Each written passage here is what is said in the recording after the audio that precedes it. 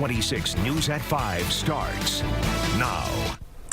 Well, today at 5, Harris County commissioners are talking money. Next year's budget is expected to cost hundreds of millions more than last year.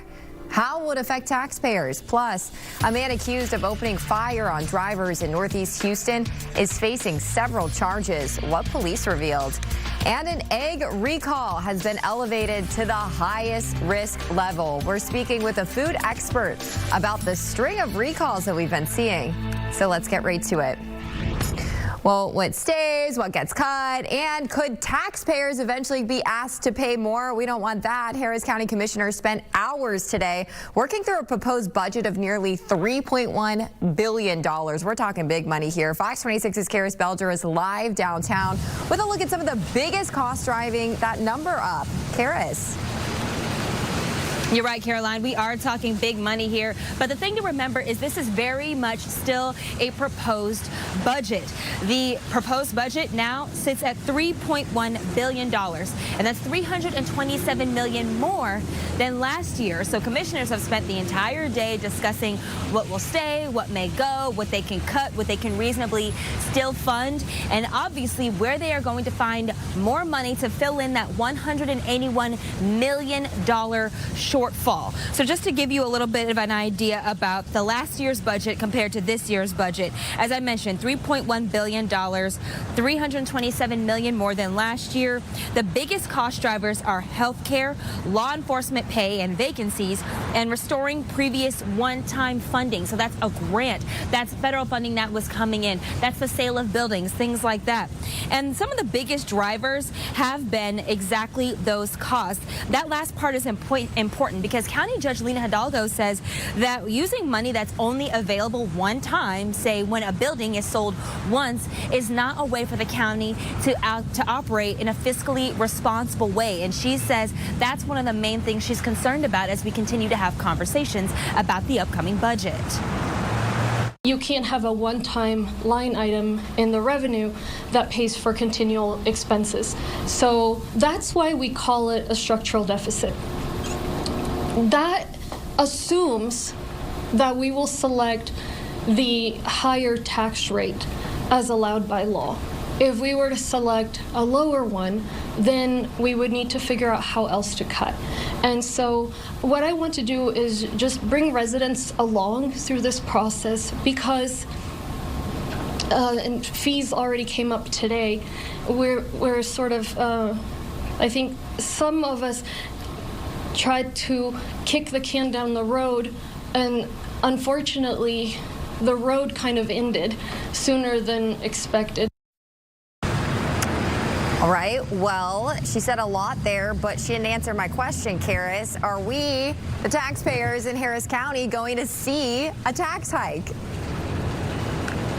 Well, the answer, Caroline, is we don't know. Neither does Judge Lina Hidalgo. That's something that they are still trying to work out and something we may not have an answer to until next month. I will say the commissioners did vote today to end a $70,000 funded grant through federal funds to allocate that money to other resources. Now, that program would have allowed for continued services for dentistry for members of the homeless community here in Houston. But again, reallocating those funds to try and fill in that shortfall. So too soon to tell if we'll be paying any more and how much more we may be paying. Caroline?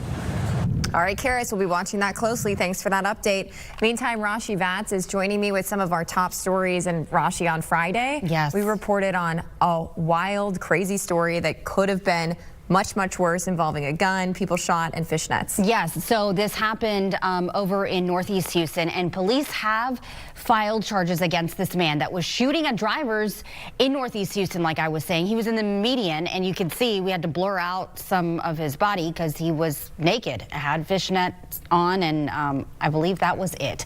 45-year-old Dimitri Thomas facing a total of 7 charges. We know 3 people were hurt. Officers say they shot Thomas when he refused to drop his rifle, and he's still in the hospital. Now, Thomas is charged with 3 counts of aggravated assault with a deadly weapon, also 4 counts of aggravated assault against a public servant. All right, you want to look at this. So there was this lightning strike that caused a huge explosion. It's not here, it's in Oklahoma. It's actually south of Tulsa in a place called Glenpool. So you can see the large flames and heavy smoke. This explosion happened this morning. It was around 8:33, I believe, when they got the call. And officials say at least 3 natural gas tanks were on fire.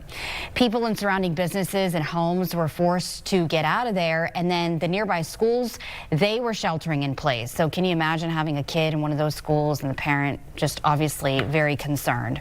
Now, the good news is that no injuries have been reported at this time.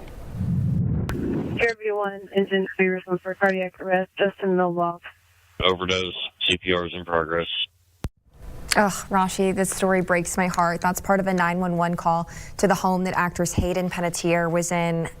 I'm very shaken up by this story. Once I learned about it last night, I got on my TikTok and I was almost just in shock. I couldn't believe it. And you really just listed out also all the reasons that sort of kind of led up to being very concerned for her, because as early as 3 months ago, she was on the Jay Shady podcast, you know, tearing up, talking about all addiction, of the things. postpartum depression, alcoholism. I mean, the list was abusive relationship. Yes. And you've seen her in Remember the Titans, Bring It On, so many movies that so many of us grew up with. It's heartbreaking to learn now the update you're about to tell us. Yes, so a preliminary autopsy shows that there were signs of trauma, no trauma rather, and according to TMZ, a friend found her dead in a South Carolina home. This happened yesterday.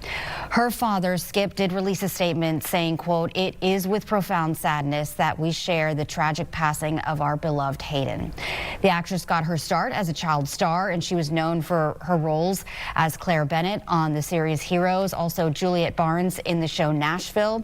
Now, she actually released a memoir this May titled "This Is Me, A Reckoning," and that's how she went on this, you know, press tour. So we see all these recent interviews, and she was just 36 years old. We know that she decided to give up custody of her 11-year-old daughter, which she also describes in many of the interviews as one of the hardest things ever. Yeah. Also in the book, she heard people laughing while she was signing the papers, and you can't imagine. And we just spoke with Dr. Asim Shah, who is a psychiatrist, about postpartum depression, postpartum psychosis, and how she was possibly dealing with that as well. Oh yeah, and in the end of that 911 call, you heard possible overdose. So we're still waiting for all of the information to come out, but we know that she was going through a lot of struggles, and it's just so sad to see this. We do have some of you commenting on our Facebook page, and we took some of those comments so we could share them with you. Diana says, "So tragic. She's been struggling for so long.